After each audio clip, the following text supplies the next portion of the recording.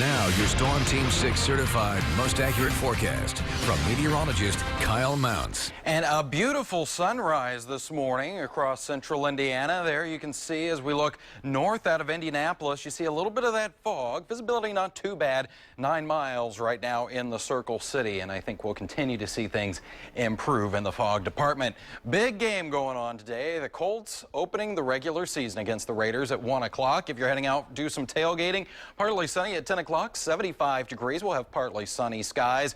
Still partly sunny conditions at 1 for kickoff. 83 degrees. Again, the roof going to be closed on Lucas Oil Stadium this afternoon. Can't rule out about a 20% chance for a passing shower with a high temperature of 86. Right now it's 65 in Bloomington, 69 degrees in Indianapolis, and 67 in Lafayette.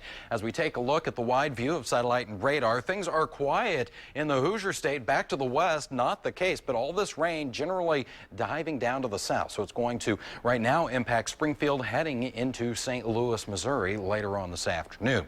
Right now 69 degrees, humidity is up there, winds fairly light, so that's lending focus to some of that fog. Of course, sunrise at 7:20.